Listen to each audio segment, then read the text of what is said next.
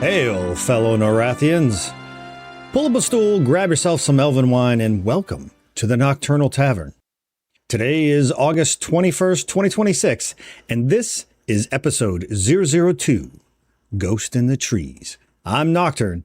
Now, before we get started, I just want to take a moment to thank everyone who has taken the time to listen to the show so far. This podcast is super early stage, and I have been shocked by the amount of people that are actually watching it. I literally was expecting, 3 or 4 downloads, mostly from the people I know in real life, like family and friends.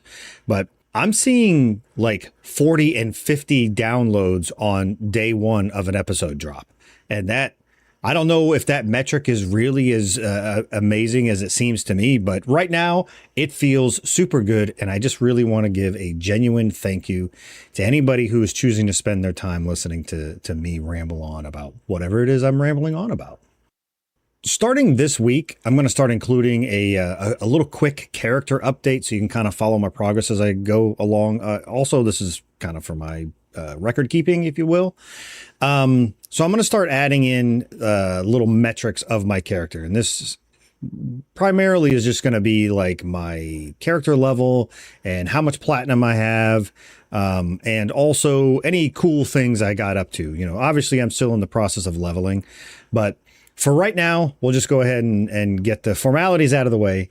My character at the recording of this episode, my character is level 40.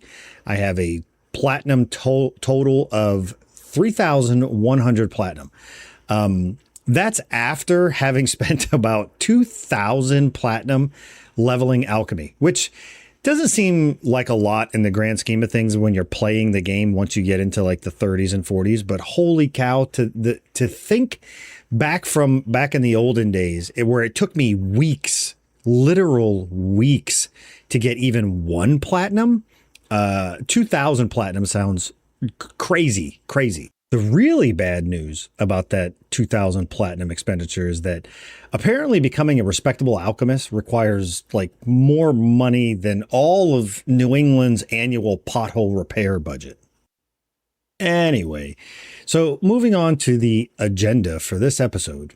Today's episode is going to be jam-packed with information because as you might know, we finally got a set of patch notes. Now, this patch note is pretty substantial. Just briefly, it kind of comes with a Castle Mistmoore revamp, some additional explanations about the Bloodmoon merging, and they kind of defined some information about the different instance types, which I'm thankful for. Now, in this week's 3-way theory, we're going to be talking about Paladin, Monk, and Enchanter, the so-called meta spec that somehow like 90% of the people playing it just miraculously fell into it. This week's Ak'Anon Adjustments is going to hopefully fix some of the frustrations that new players have with the chat window when you first log in. And in lore and legends, and I'm kind of proud of this one, folks, we're going to be talking about a bloody battle. But before we get into any of that, I just want to drop a quick tip teaser on you. We got 5 quick tips this week, including a couple here, a way to forage while moving, and a creative use for the quick buff. But first, it's time to handle this week's Bristlebane's Blunders. Now, just to clarify something, every episode that I've launched so far, 2, I listened to it at least 3 times after I've recorded it. I listened to it once on my PC while I'm using my headphones so I can see how that sounds. Then I listened to it on my bedroom TV on YouTube. And I also listened to it on either the Apple Podcast app or Spotify when I'm in my car. Now, I don't do this because I'm trying to pad the numbers or anything. I'm doing this because I want to make sure that it's coming across clear and the mixing sounds right for every one of those environments, because I've found, listening to tons of podcasts over the years myself, that sometimes the mixing is not great for maybe in the car versus when I've got it on my headphones. So I try to go out of my way to do that, to make sure that it's good to go. While listening to last week's episodes, I came across a couple of things that I thought was pretty interesting. So first off, I was talking about the pronunciation of the city Kanos, and I said the comment that I made was something to the effect of, thanks to the hard set in stone rule about the English language having a Q and a U sound, that came off as if I was saying, hey, this is a hard and fast rule, you need to follow it. That was supposed to be a joke. The English language barely has any rules, let alone any that are really set in stone. When in actuality, it seems like the English language has like 14 exceptions and 3 technicalities and words that are just thrown in to confuse non-native English speakers. And then there was the segment that I'm finding so far is one of my favorite to record because I'm writing the script and I can follow the script more closely instead of forgetting little cool things that I thought I was going to say and then never did. However, last week's Lore and Legends segment, boy, I'm sorry to everybody that had to listen to that. Because when I was listening to it, I realized I kind of got into this like circle of repeating something, and it just sounds ridiculous on playback. It feels like at times I'm saying things like fire and ice, but there's hot and there's cold and there's snow and there's lava.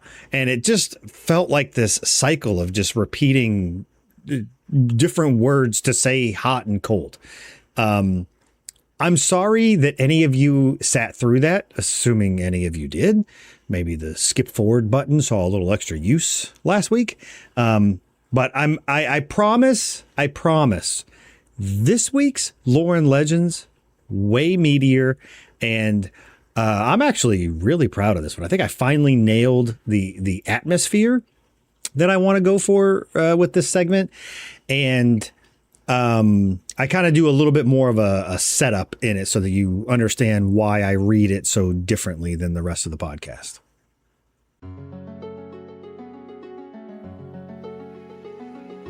And now for a little backstory on the podcast itself, like its creation and why I'm doing it. I've kind of touched on this a little bit in the past, but I just wanted to clarify a couple of things here. So I got asked specifically why I chose to do an EverQuest Legends podcast instead of a World of Warcraft podcast, considering I've been playing WoW consistently longer than I ever played EverQuest. So this kind of goes back to like, I want to say it was like 2016, 2017. The microphone that I'm currently recording these episodes on is a Blue Yeti. This is pre-Logitech disaster, by the way. That back in 2016 or 2017, a couple of friends and I had decided that we were going to do one of those podcasts where it's, just bros talking about bro shit while being funny. It never materialized because I bought the microphone and I was ready, and nobody was willing to kind of come together on our off time to set this up. So I just kind of had the microphone for many years. And then shortly after that was when I decided to get into streaming, since I figured, hey, I've got a pretty darn good microphone here. And before anybody comes at me about saying Blue Yeti in one sentence that also says pretty darn good microphone, do some research. I'm telling you, the Blue Yetis of today are, I don't even know if they're still making them, to be honest, but man, did they take a nosedive in quality. Luckily, mine is from pre any of that. Not that I knew that was going to happen, but so kind of a dour moment here. It was just about a month ago that I lost my father. So it, as I think that does in anybody's case, it causes you to kind of take stock of your life and, realize some mistakes maybe you made in life or some opportunities you didn't take.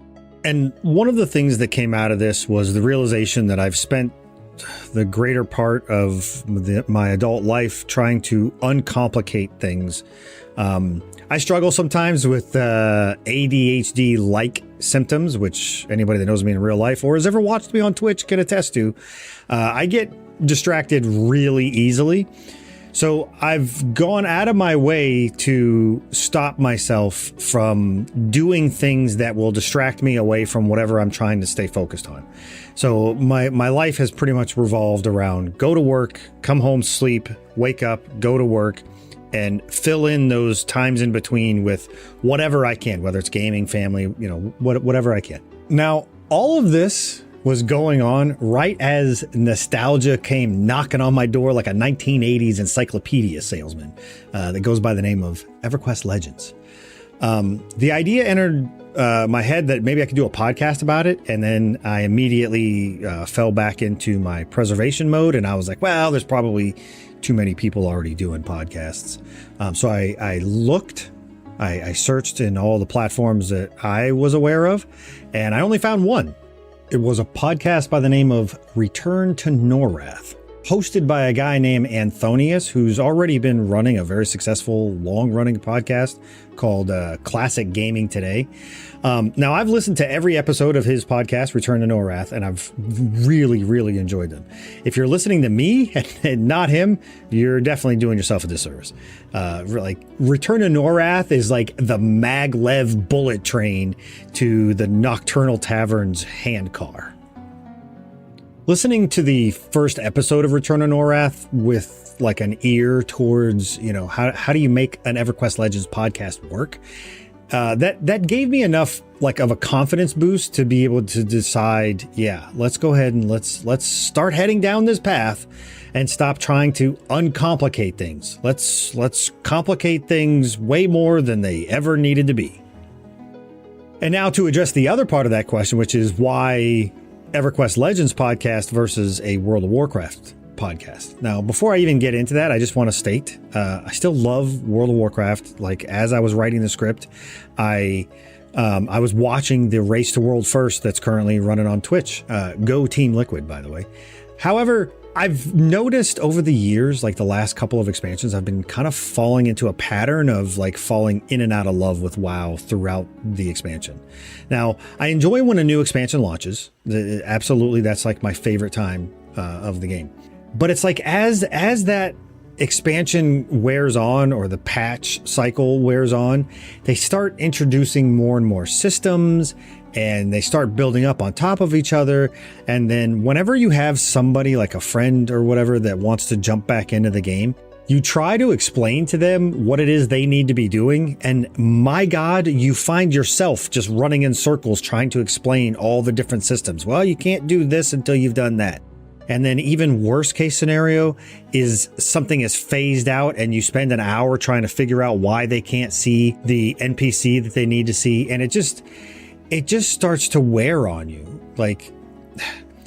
I think it's just becoming a case of being overwhelmed by all the system mechanics and the temporary currencies and honestly, the repeated mistakes that Blizzard keeps making. And then, Blizzard will come out for the millionth time and say, oh, well, we've listened to the feedback from the player base and we agree that, fill in the blank with whatever you want there. But I'm growing tired of hearing them go through this constant cycle of an expansion where it's oh, here's this new system. Oh, we screwed it up. Oh, okay. Now that the players have provided feedback and now we see what you want, we're gonna tone things down.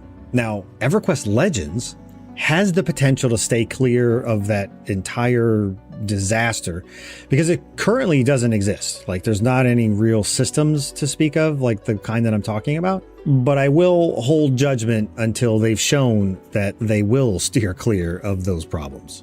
What I will boldly proclaim right now is that the game is still in this phase where you just go out, you kill mobs, you gain experience, you get a new level, and then with that new level comes new skills and spells. And then that's it.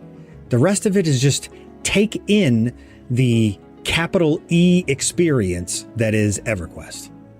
Now, for some people, the exploring and experiencing EverQuest comes with, remembering what it was like back in the old days. I actually kind of fall somewhere in the middle. There are places I remember. There's zones I never went to. There's zones I didn't spend much time in. So parts of EverQuest, and more importantly in this case, EverQuest Legends, are a first time experience for me too. But for a lucky few people out there, this isn't just their first time seeing some of these zones. For some people, this is the first time they're experiencing anything to do with EverQuest. And holy cow, can you imagine that there's also people out there that this is their first MMO? So they're not even understanding like the basic tenets of an MMO. And I am envious of those people because that's the phase of an MMO that I like the most. I like when everything is very simple and it's literally just go explore the world, and along the way you're getting XP and gaining levels. I'm also not so naive as to believe that phase is going to support EverQuest Legends, or really any MMO for that matter, for years. Or I mean, and let's be honest, with the way people burn through content, even a couple of months. So why start a podcast at this point in my life? Because frankly, I'm not getting any younger, and I need just some sort of a creative outlet. I hate using that phrase. It sounds like a cliche, but I don't have a better way to say it, so I get to use the cliche. I needed a creative outlet of some type, and I'm not an artistic guy, so this is how I could be creative. And to answer the why EverQuest Legends versus World of Warcraft, at the moment, it's WoW fatigue. And it's the new fresh coat of paint on an old friend. And when that old friend is EverQuest, you should probably check whether that fresh paint is covering a hidden wall or a false floor. And that brings us to Norathian news. We had a pretty substantial set of patch notes this week, because, especially considering it's only been 2 weeks since the last one. Now, after they released the patch notes, they then went back and added a couple more clarifications, one of which I'm glad they added, actually. It doesn't seem like they needed to, but I'm glad they did it. We'll get to all that towards the end. The first headline of the patch notes is Mistmoore Castle has been revamped. So I'm just going to read the notes and then I'll comment when I feel like it's appropriate. Mistmoore Castle has received a major upgrade. In addition to named NPCs being guaranteed spawns, they now all have a guaranteed loot drop of a common or rare item with stat bonuses. While some of these items are familiar to explorers of the castle in years past, many are brand new. Some include exciting new effects ready for you to enjoy as they are, or turn into exaltations. All named enemies in the zone have now been designated as rare creatures, vastly increasing their chances of dropping motes of potential. Additionally, the residents of the main castle are now somewhat less aggressive and will not react to your presence from extreme ranges during the daytime. Exploring the castle at night, however, will still be a harrowing affair once the castle denizens have shown their true forms. Now, I didn't spend a whole lot of time in Castle Mistmoore back in the old days, and I haven't been back since joining EverQuest Legends, so I'm probably not like the best person to be able to compare what the revamped version versus the old version looks like, but I'm kind of excited to get in there. Like, I like when they do these revamps. I view it as like an opportunity to see into what the developers have in mind for what they want future content to look like. Fractional UI scaling and cursor scaling. The UI scaling system now supports fractional UI scaling in quarter increments, 0.25 increments, ranging from 0.75 times to 4 times. The cursor now has its own scaling factor in the in-game options, which can be found at O. A toggle now exists in the in-game options, O, to use the operating system cursor rather than the in-game cursor. Now, I'm super glad they added that because, cursor scaling is very much needed, especially considering the aging player base, myself included. But I do want to take this opportunity to go on a small little tangent here to highlight a contribution from a community member. The person, as far as I know, has no affiliation with Daybreak Games or Game John. They're just a fan that wanted to create a project. Now, this fan-made project is called the EverQuest Legends Companion app. This app does 1.5 million things, but specifically to the point of this patch note, it gives you an option to put a ring around your cursor. That ring can be, the size of the ring can be changed, the thickness of the ring can be changed. the color of the ring can be changed. It also comes with a shadow outline on it, so that even if you choose a color that ends up, you know, fading into the background of the game, the shadow allows it to kind of pop out of the background.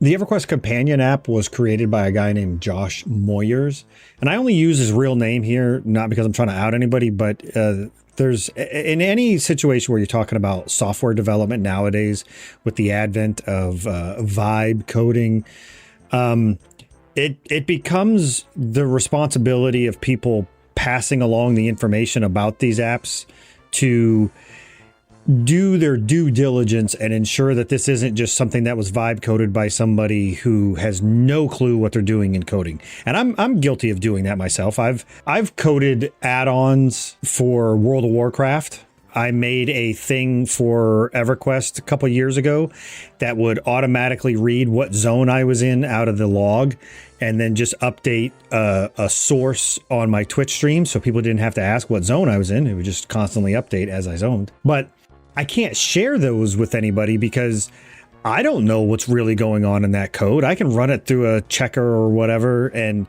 I still don't know what's going on. So I'm only passing along his real life name because he has associated himself with the project through his GitHub, which, you know, he's also got a bio on there, and it says he's been developing software for 22 something years. And from a average person's perspective, it appears to be on the up and up here. So you don't have to worry about vibe coding. This guy's like a legit programmer. I will include the link to his GitHub in the show notes, as well as a link to his YouTube channel. The name of the channel is Shot Logic, spelled exactly the way you expect it would be, where he's kind of describing, you know, what it does, what his thought process is on when he's making stuff. I love, absolutely love when software developers kind of give us that insight. So again, that's the EverQuest Legends Companion. Go give it a look, folks. I guarantee you, you're going to find something about it that you find very useful if it's not just the ring around your cursor. And moving right along in the patch notes, we have a gameplay update. This one says, you will no longer gain skill ups from skills you haven't used when riposting. Or riposting. I don't know how to pronounce the word. Just what I've always said is riposting. Now, I had noticed that I was getting like random skill ups in. I want to say it was hand to hand that I was getting them in. And I was definitely using weapons that were not hand to hand. So I'm guessing that this thing that this patch note is fixing is what was causing me to get those skill ups. And next is a patch note that I love the way they worded it.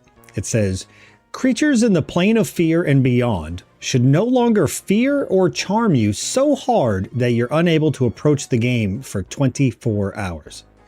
I gotta ask, was this actually happening? Like, you just couldn't log in for 24 hours, or could you just like not go to those zones? Like, I want to know more. Inquiring minds want to know. And here are some spells and AA patch notes. Targeted area of effect lull spells, such as Harmony, can now take effect on NPCs you have not engaged in combat. Well, I think that explains why I was seeing people say that Harmony wasn't an AoE anymore. It was single target. Turns out it was just broke. There were also some changes to Shadow Knights and Necromancers, specifically pertaining to their life draw effect spells. And now for the more contentious patch note. The Wasp and Bees of Plane of Sky have had their stingers filed down while charmed. The Wasp/Bee in Plane of Sky, known as Murder Bee, should be a bit easier to exterminate in solo instances. Shimmering Meteors have also had their damage tuned downwards while charmed. Okay, here we go. There have been a ton of misinterpretations and drama, for lack of a better word, regarding this change in particular, talking about fun detected and, you know, the fun police and this, that, and the other thing. I just want to go on the record as stating the following. These are targeted changes towards a specific mob that was being used in ways it was literally never intended to be used. So the specific enemies these were enemies that were doing way too much damage when they were charmed. Game John decided that they needed to be pulled down a notch or two. But the amount of dooming going on over this being the end of the game and proof that the developers hate fun is just literally laughable.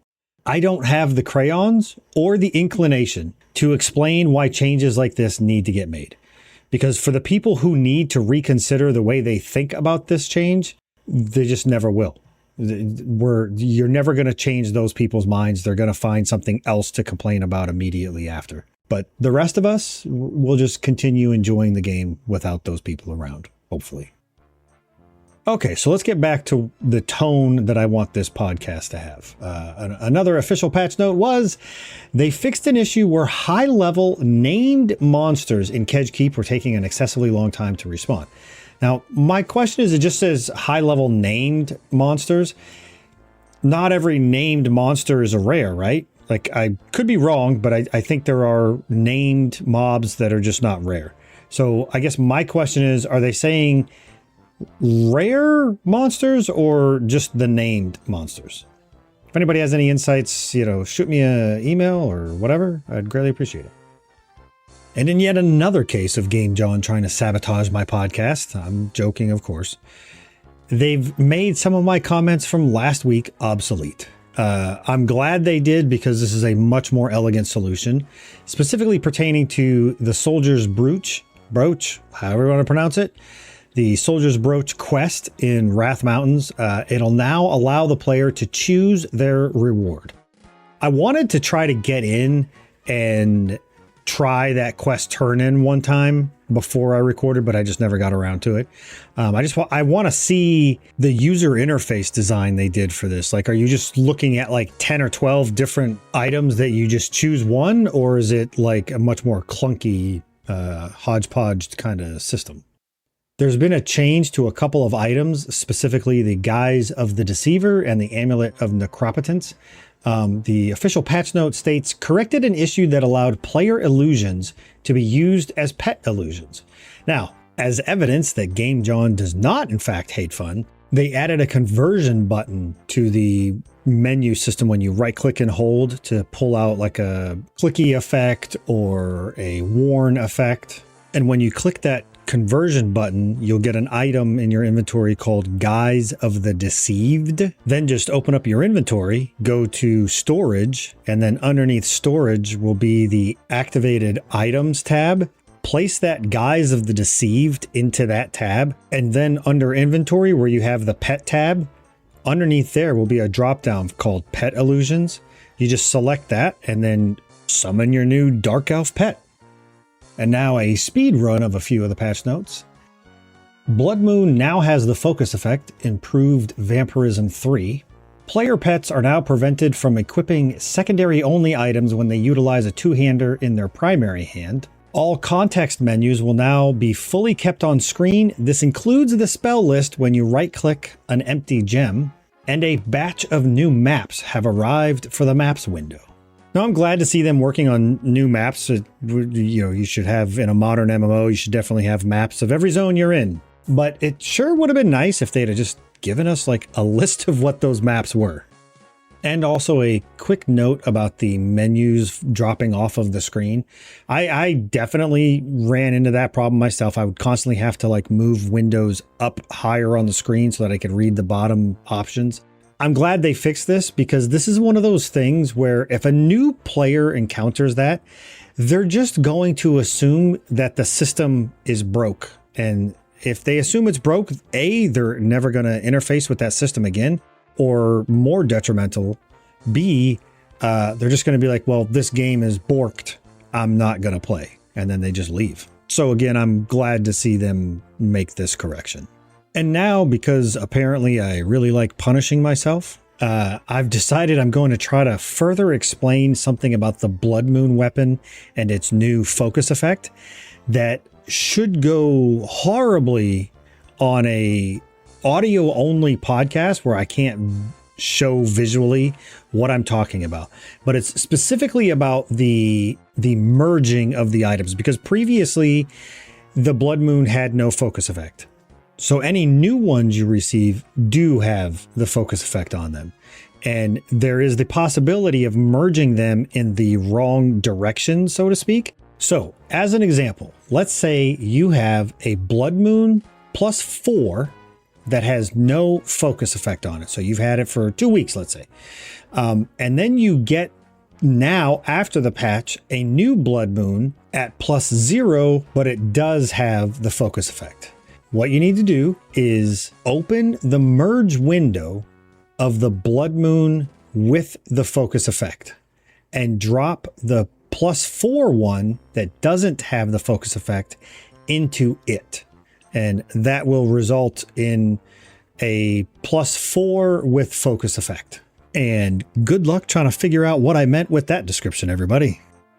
One of the clarifications that came out after the patch notes specifically pertains to what the different types of zones mean, so to speak. Now, it does come with a specific caveat from the developer's post. It says, this next explanation originally came from secrets during the beta, but it still provides a useful breakdown of what the different zone and instance labels mean. So it's specifically talking about like what the instances mean to the player. So a public instance is there's no raid bosses and it's tuned for group content. A personal solo instance means it is no raid bosses. It may contain optional tuning for solo content accessible via the red difficulty button. The personal multiplayer instances are no raid bosses and they're identical to the public instances in every other way. Those are also accessible via the red button. Raid solo. These have raid bosses, normally substantially less trash, with minis and raid bosses present, tuned for solo content, and these are accessible via the voidling things, the little black goopy things that stand at the front of an entrance.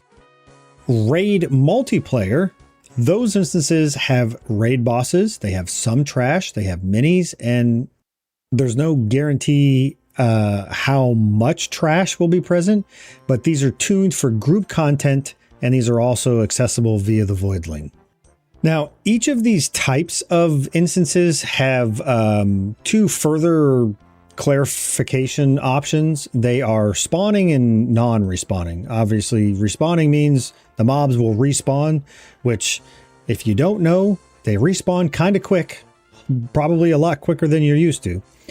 The non-respawning zones, the NPCs obviously don't respawn, but there's a boosted named creature rate, which I would love to see more of like the math behind that, because I feel like in the respawning instances that I've been in, it's just non-stop named and rares. And for this week's quick tips, I've got a collection of 5, starting with a forage macro. This macro is only 3 lines long, or 2 if you choose to include the pause command at the beginning or end of the first line. But the first line should be \do ability forage. The second line is pause 6. And the last line is auto inventory. I'll have the actual text of the macro in the show notes. Now here comes the part that makes this macro so much more useful. Put that macro button on one of your hotbars, just anywhere, it doesn't matter where. Just remember which number it is and what the button number of that bar is. Then go into your key bindings and bind that hotbar button's primary and secondary keys to the same keys you use for, I don't know, left and right movement. Because EverQuest Legends allows duplicate key bindings, every time you turn left and right, you'll also be attempting to forage. And because of the auto inventory command at the end, it just immediately will drop right into your bags. This lets you work on your skill of forage and also just gather a ton of stuff without ever putting any thought into it. Next, let's talk about quick buff. We've discussed quick buff before, but I recently found a very creative use for it. I didn't come up with this. I saw it online somewhere. I wish I could remember where, but normally you can't apply an invisibility and an invisibility versus undead on yourself at the same time. But if you memorize both versions of invisibility and then activate quick buff, they'll both land because quick buff casts both of them simultaneously. The only downside being that quick buff has a 10-minute cooldown. This next quick tip is for any budding blacksmiths out there.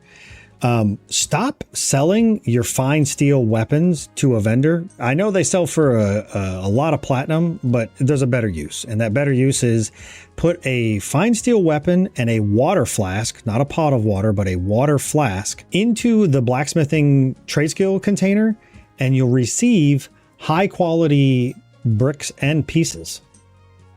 Speaking of weapons, have you ever had one drop and wondered what it looked like?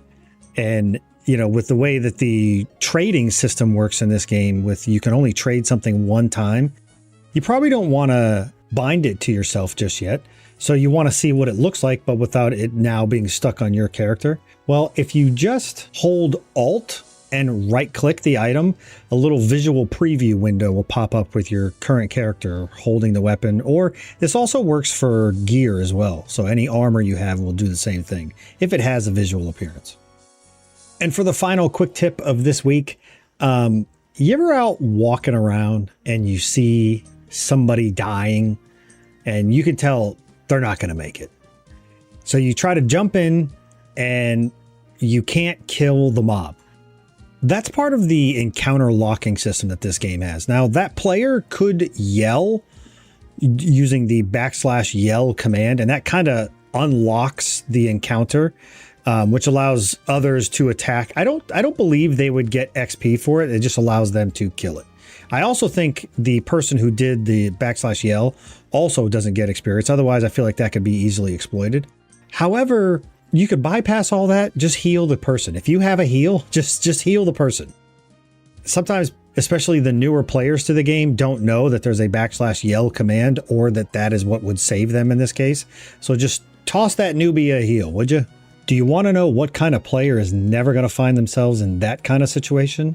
It's the player who's playing as this week's three-way theory trio: Paladin, Monk, and Enchanter.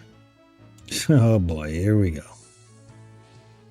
So to be clear, I've never really played Enchanter, so take what I'm saying with a grain of salt, please. But at first glance, I feel like this trio seems a little weird. I mean, I don't know. I guess honestly, all of these trios in this game seem a little weird, but let's discuss this one in particular. The Paladin survives through the use of plate armor, the fact that it can heal itself, and it also has a bunch of defensive spells. It has some pretty decent little damage abilities also, very specifically towards undead. The Monk does avoid damage. It just doesn't have all the armor class benefits that the Paladin brings, but it does avoid damage, and it also does pretty respectable melee DPS. The Enchanter then walks into this trio like a straight Chad with crowd control, haste, mana regen, and that crowd control comes in the form of mesmerization and charm. So you can mez a giant group of mobs all at once, and then also grab one of those mobs and turn it into your pet, essentially. For solo content, this trio is just freaking unstoppable, like literally. And like I just alluded to a little bit ago with the Paladin, when you're fighting undead, the Paladin just becomes probably the biggest powerhouse in the game. That little specialization that Paladin has also means a lot for the leveling game. Because if you look at like the recommended leveling paths, everybody's telling you, oh, go to Befallen, nothing but undead. Go to Unrest, nothing but undead. Lower Guck, nothing but undead. Like you're going through locations, and these locations have gear you want, that the Paladin is just going to shine like a holy beacon of light. And then when you factor in the Monk's AA called Unbound Alacrity, you can, if you max that out, you're gaining an additional 10% melee haste, like, which you have Enchanter in this group who's also giving haste. I feel like you're going to hit the haste cap like really, really quick with this trio. Now that Enchanter is also bringing the mana regen. So the Paladin, as your source of healing, now has a much larger effective mana pool. This is like a very complete solo package, which explains why it's the meta. Let's not forget that each one of these classes has their own version of the proverbial oh shit button. The monk has the ability to feign death. Okay, it has a lot of option to fail. But if you're then using the enchanter's mesmerization, that is the AoE mez, now you can feign death and just wait for all the mobs to walk away. Instead of them pounding on you, hoping your feign death goes off, you mez everything, wait till they're all just standing there clueless, and then feign death. Also, the Paladin is no slouch in this department either. They have lay on hands. It's a complete heal on a long cooldown, but in EverQuest Legends, you get the ability called Smite, which lowers the cooldown of lay on hands. And I can only speak to this from the Shadow Knight's perspective. And I can tell you, I am able to use my harm touch way more frequently than I ever thought was going to be possible. When I read the description, I was like, oh, okay, so instead of every 7 days, I'll be able to use it like maybe once a day. It's crazy. On long fights, I'm using it multiple times. So Paladins are getting that ability lay on hands multiple times in long fights. Oh, and I forgot to mention, and I had no idea this even existed, but apparently enchanters get an ability called Trickster Misdirection. It's an AA, and this is insane. It's like, if you're familiar with World of Warcraft, it kind of reminds me of like a target dummy. It creates, they use the term simulacrum. It's like a copy of yourself or whatever. So it creates a simulacrum of yourself, and then you like shoot backwards away from the simulacrum, and it causes all the mobs that were right there to focus on that. So with this combination, you cast that ability, all the mobs focus on that, you're now 20 feet behind everything, and then you just feign death and wait it out. Like, it's super crazy oh crap buttons available to you with this trio. Now, as I'm sitting here recording this, I can hear in my own voice, I can hear it. I get frustrated because I chose what I remember being as the most dominant 3-person group that was available to me. And I just chose those 3 classes as my class here, thinking I will be unstoppable. And I was wrong. I am very stoppable. But this class, I need to go on record as stating, this trio, I should say, is unbelievably good. I don't know that I'll ever play it personally, but when it comes to solo leveling, this thing is unstoppable. When it comes to solo farming of endgame content, just watch YouTube or Twitch for more than 10 minutes in the EverQuest Legends channel, and you'll see it's what everybody is using to do that content. Now, that's not to say that there's not other trios out there that are just as powerful and easily able to solo just as well, but this is the one that is the flavor of the month, although it's the flavor of the last couple of weeks, I would say. So here's my cut to the chase take on this 3-way theory trio. Overall, I would call it a super strong and super versatile solo build with a higher than average skill requirement. Like, you got to know what you're doing. It can control and survive failed pulls and do respectable damage while doing it. Just be prepared to use more than 3 of your buttons, because apparently choosing these 3 classes is going to make you busier than a one-legged man in a butt-kicking contest.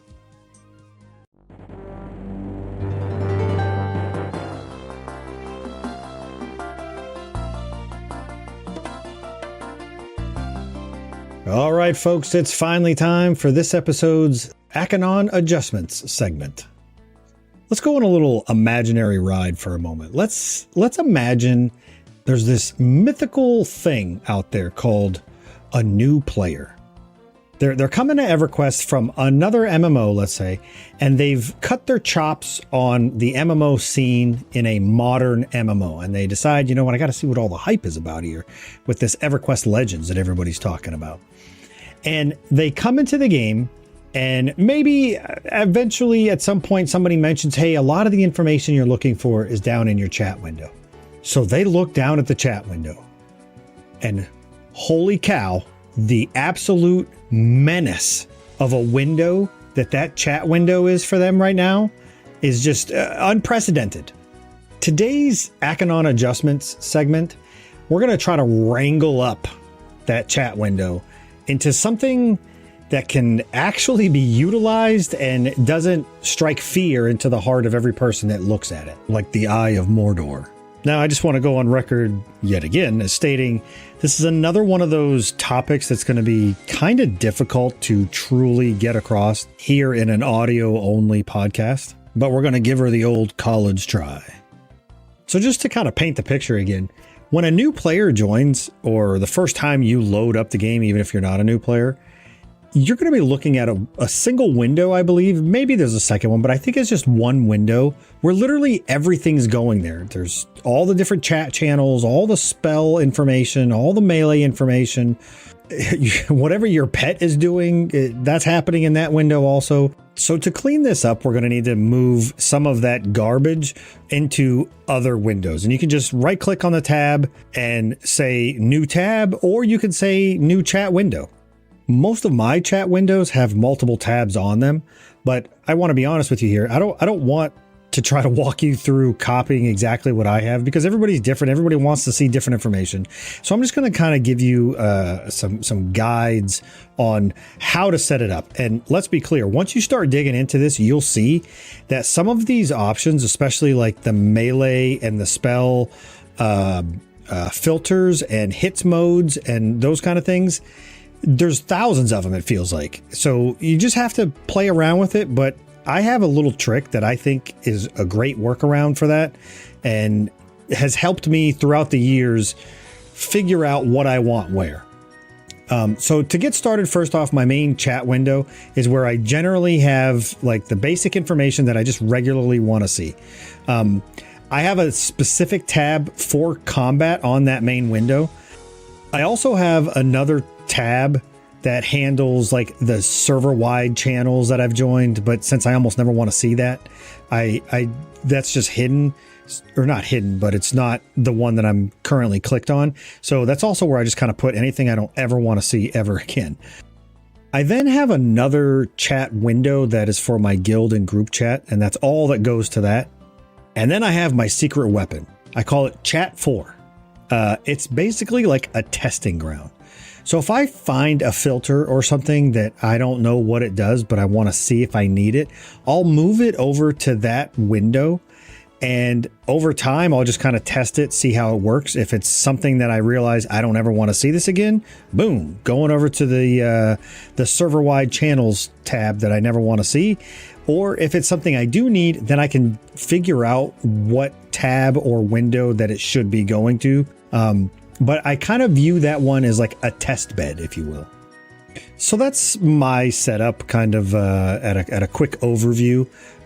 You can set it up however you want, obviously. Like you might find things way more important to the way you play the game than to how I play the game.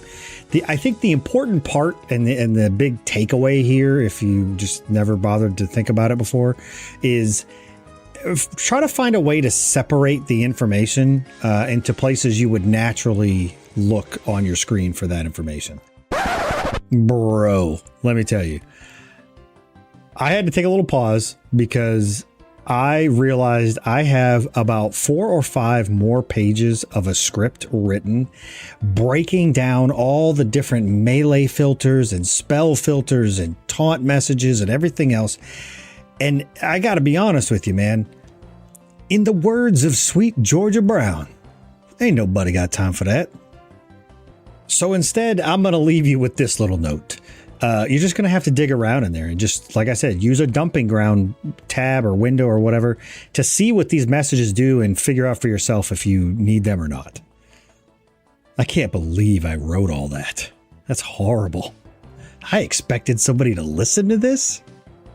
Okay, I think it's time to leave all the tech behind us. Let's leave all the menus, the filters, and the chat windows behind, and any mistakes we might have made in that department, and move into this week's Lore and Legends segment.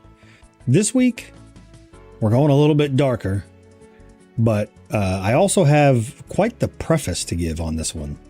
So as what I think is going to become the standard for this segment, I'm going to be reading from the script that I've written to include the little preface that I'm giving. I feel like there's a lot of stuff in there that was going to be very easy for me to forget, and I don't want to leave something out and have everybody going, what the heck is going on right now? Okay, so before we actually get into the lore and legends this week, I want to explain something that I'm going to start doing with this week's episode of, or this week's segment of lore and legends. When the Ruins of Canark expansion released, the manual that came with it had a piece of lore inside of it. It was only about 2 or 3 pages, maybe 4 pages, and it was called A Weary Traveler's Journal. Now, the journal was written from the perspective of an unnamed adventurer. They've never named who it was since, but they were a member of a group called Evil's Bane. Now, I couldn't figure out if they were saying they were just an adventuring party or a guild or what they were, but whatever it was, they went by the name Evil's Bane. Rather than just dumping a bunch of history about Canark onto the player, the manual let this unnamed traveler kind of tell you about it in like an in-universe way. He wrote about his companions, their journey, the people they met along the way, stories that he learned along the way, whether it was, from a written text or whatever. And I've loved the way that they presented that material ever since. So we're going to borrow it. From this point forward, when we open Lore and Legends, I want you to imagine that somewhere along the way, we've managed to get our hands on a few lost pages of the Weary Traveler's Journal. Pages that, for whatever reason, just never made it into the Canark manual. Now, there's one thing I do want to establish before we actually start doing this, and that is you're going to have to give me a little bit of wiggle room with the Weary Traveler himself. The history we're telling will still be grounded in actual lore of EverQuest, the characters, the places, the events. When I can find sources that give us actual spoken words by characters involved, then I'm going to use those. But for the sake of just telling a good story, I'm probably going to stretch things here and there a little bit. And what I mean by that is, like, if something happens during the Weary Traveler's lifetime, which I've also kind of fabricated, then I'm probably going to put him in that event. He might just be standing somewhere off to the side. He might just be watching the events unfold. He might be running for his life along with everybody else, but he'll be there. And if we're talking about something that happened long before his time, then we'll just assume it's a story he heard in a fireplace retelling, or maybe something he found written in a journal that he found somewhere else during his travels. So please forgive the license I'm going to be taking with some of the storytelling, but I think experiencing Norath's history through the eyes of someone who was there is a lot more interesting than me just reading a wiki page entry to you. So with that explanation out of the way, let's open the journal. And for the first of these somewhat recently discovered pages, we're going back to Kithicor Forest.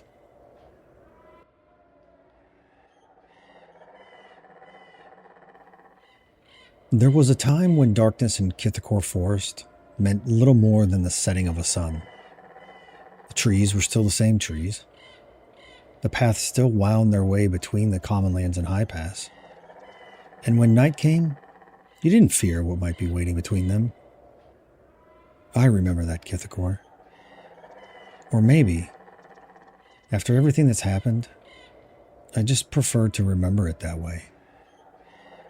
Because there are places in Norath where history leaves behind monuments, ruined cities, broken towers, names carved into stone.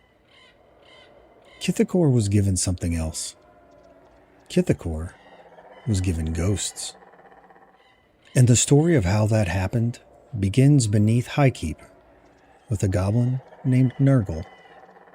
Nurgle was a miner of the Pickclaw tribe, The pick claws worked the mines beneath Highkeep, pulling ore from the earth and selling it cheaply to anyone willing to pay.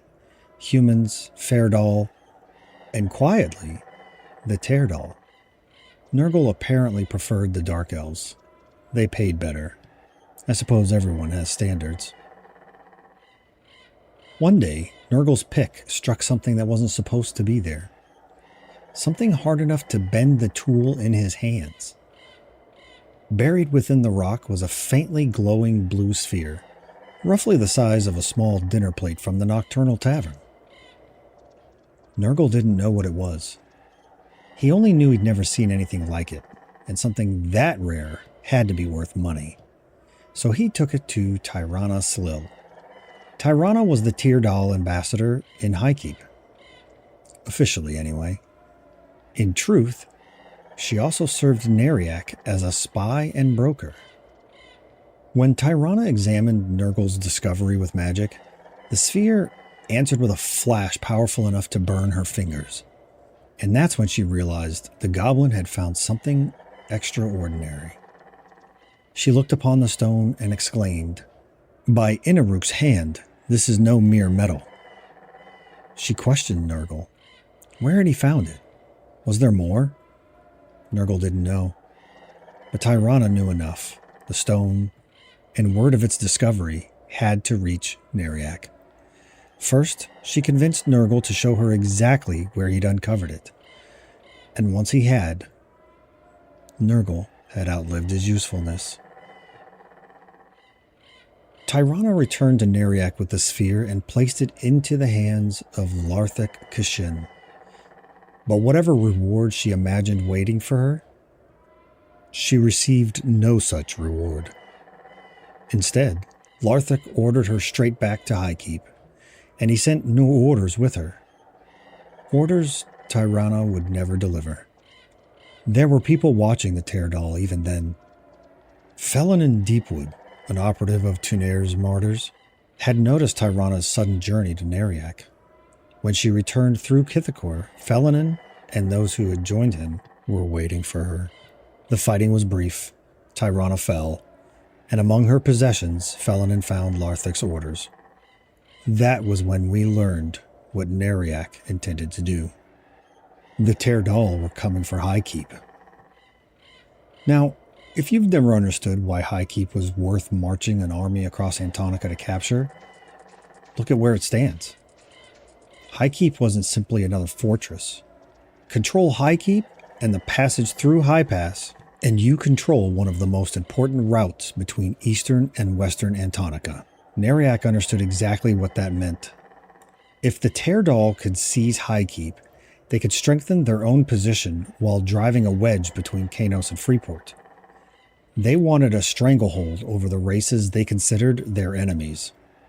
And they weren't just sending some raiding party to accomplish it. Neriak was preparing for war. Word spread quickly. A council was called at Highkeep.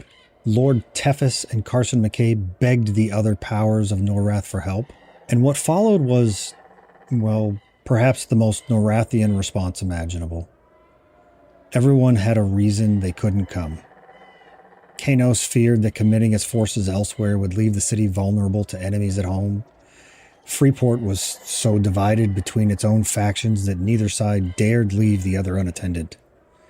Even my own people back in Paladin decided the possibility of an approaching Teardal army was an excellent reason to remain exactly where they were and defend Butcherblock. As a Paladin of Brel, I'll leave you to imagine how proud that made me. I understood their reasoning. Understanding it didn't mean I had to agree with it. At least one dwarf at the council apparently shared my frustration. Thubber Axbringer was there representing Caladim. When the erudites explained that their council would eventually discuss whether they might perhaps eventually consider sending assistance, Thubber had heard enough. The way you blasted erudites discuss things in your meetings, we should be getting help just about this time next decade. I liked Thubber. I didn't know him very well, but at that particular moment, I would have bought him an ale. But beneath the arguments, we were afraid, because while we debated, Neriak wasn't debating anything. Rumors were spreading that the Tairdal had united behind someone they called the Child of Hate, Lannis Tivil, the daughter of Inaruk. And if those rumors were true, Carson McCabe understood exactly what that meant. We weren't preparing to face a handful of Dark Elf war parties. We might be preparing to face the whole of Neriak. Then two figures stepped forward. Galeth Verideth, High Paladin of Tunair, and beside him, his student, Firiona V. Galeth brought the first good news we'd heard in some time. The Paladins of Tunair were coming. All of them. Their legions were already crossing the Ocean of Tears, and then more news arrived.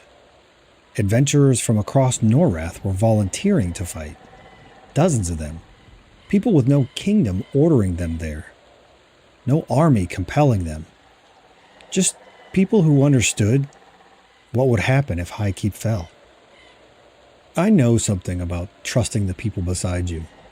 My years with Evil's Bane had taught me that much. Different people from different places, walking the same road because we'd chosen to walk it together. But this was different. These weren't companions I'd traveled beside for years. Most were strangers. People who might never have shared a campfire, a drink, or even a friendly word with one another before that day. And yet, here we were, standing together because Neriak had given us a reason to. My own people in Caledon weren't sending an army. But nobody in Caledon had forbidden one stubborn paladin from picking up his shield and going anyway. So I went. At the time, I remember thinking that made me brave. Years later, I've come to believe bravery is simply what we call it when somebody is frightened and goes anyway. And I was frightened. We all were. But we went. The morning the Tairdal came was cold. And it rained. I remember that. Of all the things a man might remember about the beginning of a war, I remember being cold. Lannis Tivil and Larthik Kashin led the army out of Neriak and across the Commonlands. Those who tried to stop them were just swept aside. They left forces behind to prevent anyone from following them from the east. Then the rest entered Kithicor. And once beneath those trees, the army spread. A Tairdal force slipped into Rivervale and occupied it. The rest continued west, toward High Pass, toward High Keep, toward us. Elsewhere in the forest, there were no lines anymore. No advancing army, no retreating army. Just fighting. Somewhere beyond the trees, someone would scream an order, and you couldn't tell whose voice it was. Steel rang out in the darkness, then another scream, then silence. Then it would start all over again somewhere else. After a while, you stopped trying to figure out who was winning. You stopped thinking about the battle at all. You listened for footsteps, for movement in the brush, for anything that told you which direction the next attack was coming from. And I remember looking at those trees. Trees I had passed beneath 100 times before, and realizing I didn't recognize Kithicor anymore. The forest hadn't changed, not yet, but we had, because every shadow looked like something waiting to kill you. Every sound meant something was coming, and every tree was just another place for the enemy to hide. Kithicor wasn't a forest anymore. It was the battlefield. And even after all these years, sometimes I could still hear it. Near the entrance to High Pass, what remained of us gathered with the Paladins of Tunair. Lord Tethys was there, Galeth Verideth, Firiona V. Then the animals came. They poured through the forest ahead of the approaching Tairdal, running from something we couldn't see yet. Then we heard it. Marching boots, weapons, armor, and somewhere among it all, the occasional scream. The army was coming. And there, beneath the trees of Kithicor, they finally found one another. Lord Tethys stepped forward to meet Lannis Tavil. The leader of the Fair Doll stood across from the Child of Hate herself. Whatever armies still fought around them, whatever cries carried through the forest, for that moment, their war had become something much smaller. Two figures standing face to face. Tunair and Inaruk. Fedark and Neriak. Everything that had brought us into those woods seemed to narrow down to the space between them. Nearby, Gareth Verideth found his own opponent, Larthik Kashin. Galeth was the high paladin of Tunair, seasoned, respected, and already carrying more years than perhaps any warrior should have carried into a battlefield like this one.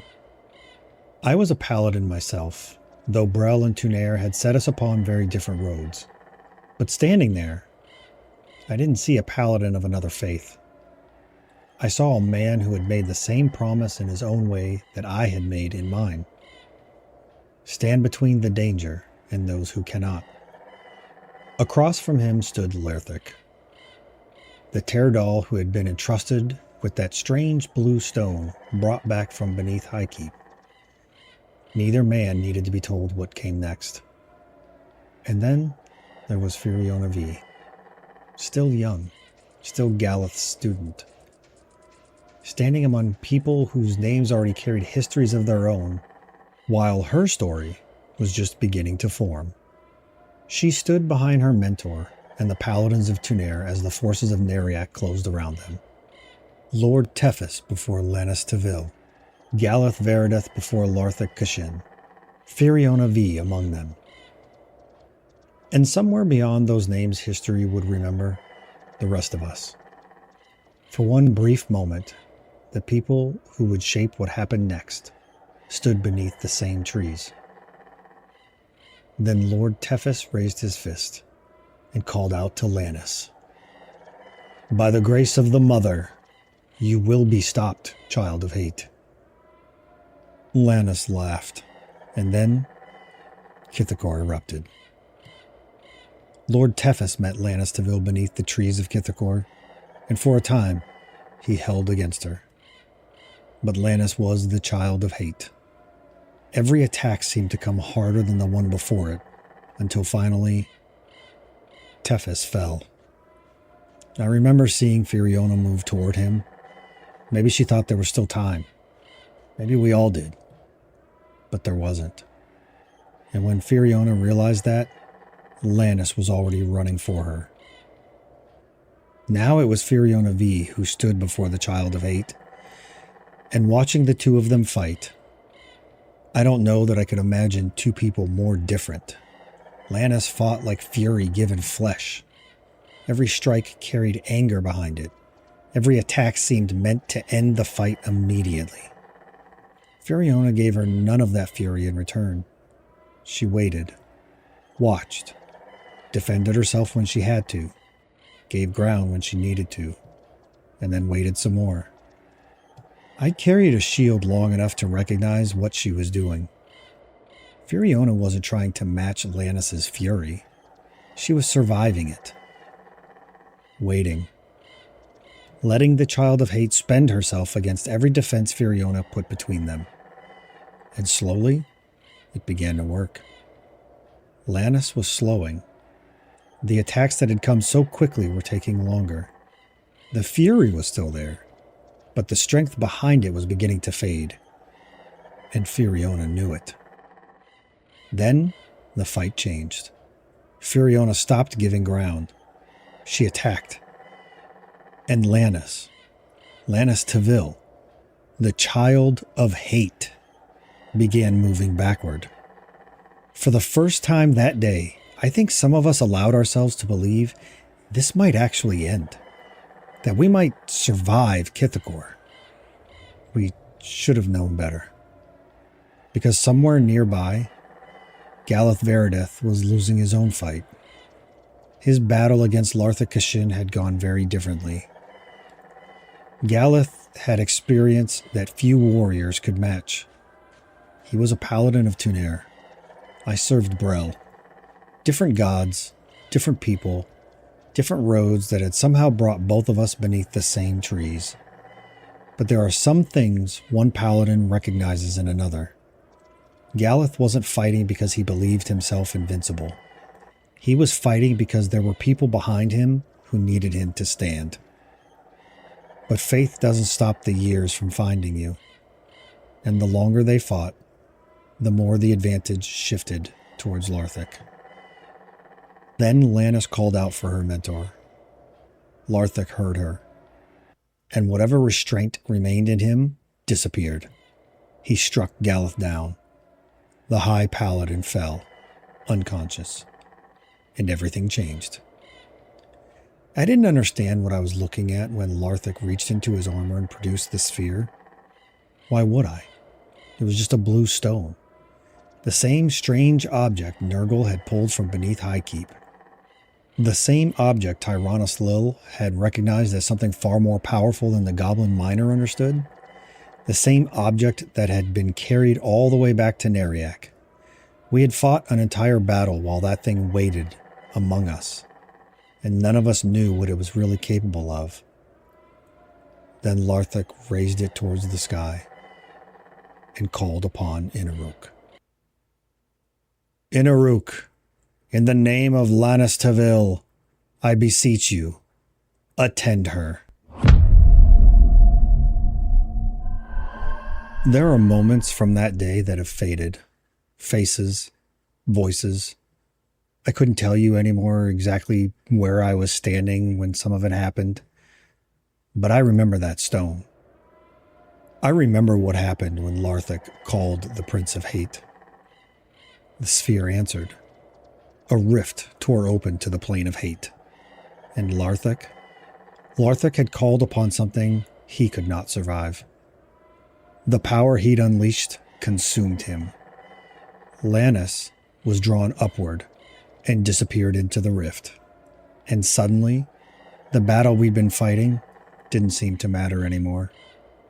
Terdal, Fairdal, paladins, soldiers, none of it mattered. Because something else was coming. Something far worse than either army had brought into those woods. Furiona saw it. Maybe she understood it. Maybe she simply understood just enough. She turned toward everyone still standing in Kithicor and screamed, "Flee! Flee for your lives! Doom approaches!" A paladin is taught to stand. Hold the line, protect those behind you. Brel had been the foundation of my strength for as long as I could remember. And a dwarf raised beneath the mountains of Kaladin learns early that stone doesn't run when the storm comes. It endures. But there comes a moment when standing isn't courage anymore. Furiona knew we'd reached it. I've heard men shout warnings before. I've heard commanders order retreats. I've heard people scream because they were afraid. This was different. I've heard warnings your ears hear. And then there are warnings some older part of you understands before your mind is caught up. Your body simply says, run. So we ran. Furiona went to Galeth and helped her fallen mentor to his feet. Those who could still move fled. And behind us, something descended upon Kithicor, Inaruk's army. I wish I could tell you exactly what it felt like, but I can't. I remember running. I remember the trees. I remember trying not to look behind me. And I remember, absurdly, thinking of Kaladin. Stone walls, firelight, the sound of a hammer against an anvil somewhere beyond the door. Home. Perhaps when a man believes he is about to die, his mind simply chooses somewhere else to be. Mine chose Kaladin. And then I remember the silence. When it was over, there was no victory celebration. Not really. The Teardal had failed to take High Keep. Those of us who survived eventually gathered near High Pass. What remained of the Dark Elf army withdrew toward Neriak. We were alive. And for those of us standing there, that had to be enough. And behind us stood Kithicor. The same trees, the same paths, the same forest we'd entered before the battle. At least, that's what I wanted to believe. But standing there looking back into those trees, I knew. We all knew. That wasn't our forest anymore. I told you there was once a time when darkness in Kithicor meant nothing more than the setting of the sun. That time was gone. The forest had been touched by hate. And when the daylight fades, the dead rise beneath its trees. The fallen wander the roads where they had once fought. Their war continuing long after the living armies had gone. Footsteps move through the forest. Distant figures pass between the trees. And travelers who enter Kithicor after sunset find themselves surrounded by soldiers from a battle that has already ended. Night no longer simply falls upon Kithicor. Night awakens it. Sometimes I try to remember what the woods used to sound like. Birds overhead, wind through the leaves, footsteps on the road. Normal things. It's strange what you forget, because when I think of Kithicor now, I hear people screaming somewhere beyond the trees. I hear footsteps just behind me that I can't place. And I hear Firiona screaming for us to run. I've traveled many roads since then. My journeys with Evil's Bane have carried me farther from Paladin than the younger dwarf who first took up a shield ever imagined he'd go. I've seen places I once knew only from the stories of travelers passing through my homeland. But Kithicor follows me. And sometimes, when the sun begins to disappear behind distant trees, I wonder how much of what I hear is just the horrifying memory of that day, and how much of it is actually still there. There was a Kithicor before Bloody Kithicor. Remember that. Before the armies, before the dead walked beneath these trees, before hate touched the forest, there was simply Kithicor. And beneath High Keep, the goblin miner named Nurgle swung his pick into the earth and found a strange blue stone. He couldn't possibly have known what he'd uncovered. None of us did. But by the time we finally understood, the Kithicor we had known was already gone. And Norrath would never see that forest the same way ever again.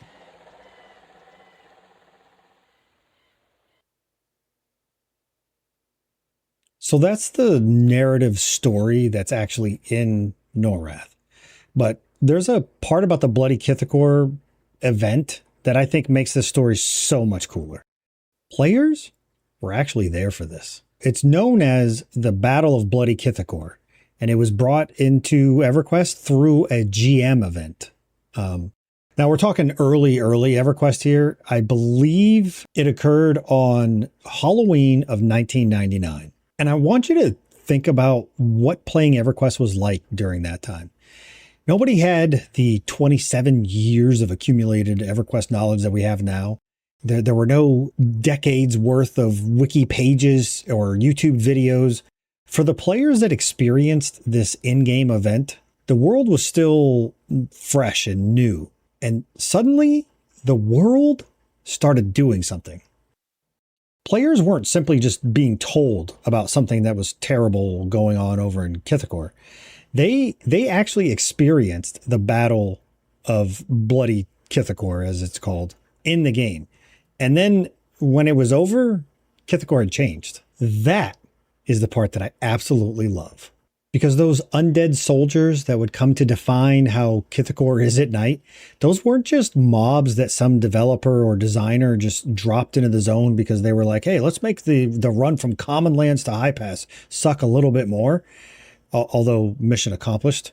There was a story behind that. That battle happened.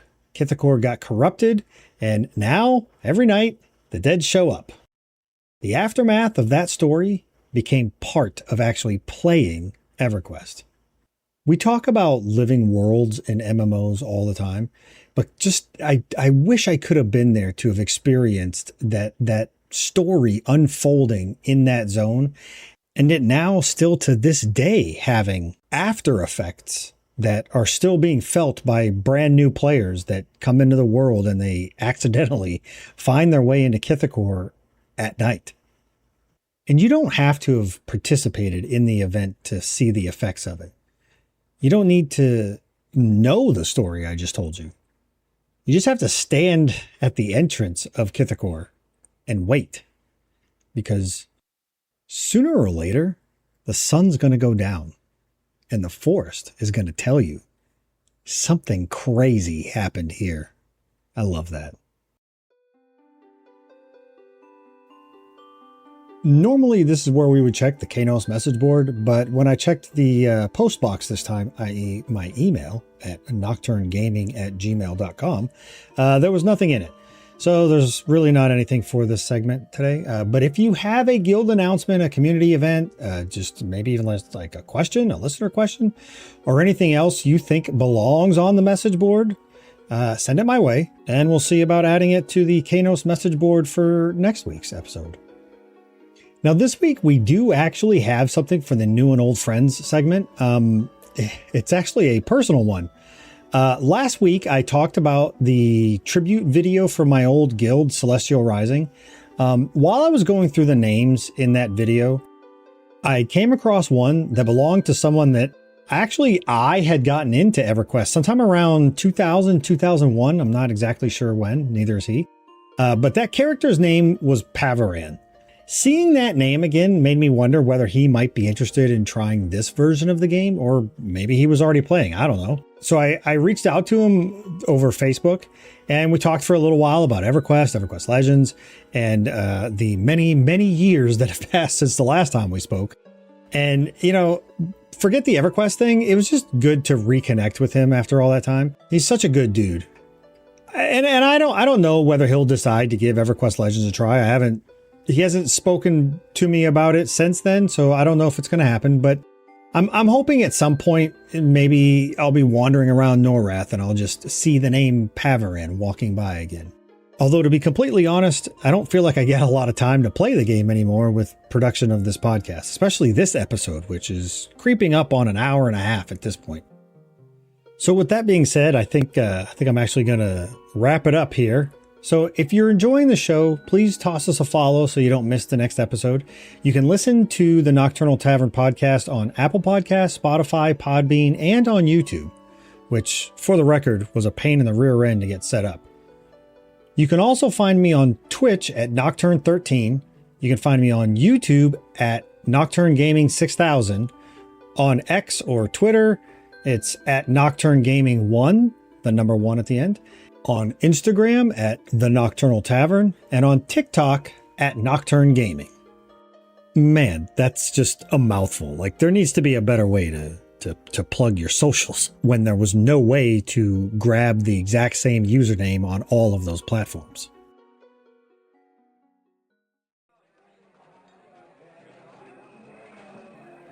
All right, ladies and gentlemen, with that, The Nokturnal Tavern Episode 002, titled Ghosts in the Trees, is a done deal. This one went about as long as I thought all my episodes were going to go. So I'm kind of happy with the way this has turned out. And I hope you're enjoying the shows as much as I'm enjoying making them. And if you are enjoying the show, please toss us a follow so you don't miss the next episode. If you have a moment, I would also greatly appreciate if you could leave a review for us, apparently over on Apple Podcasts. That's about the only way I'll get any kind of findability over there. And also maybe share the show with somebody you know in real life who might enjoy spending some time here at the old tavern. Thank you yet again for listening. If you've made it this far, congratulations on not falling asleep. And remember, whether you're in Norrath or that overtuned raid boss called IRL, keep your aggro low and your spirits high. and we'll save your spot here at the bar. Thanks again, folks. Catch you next week.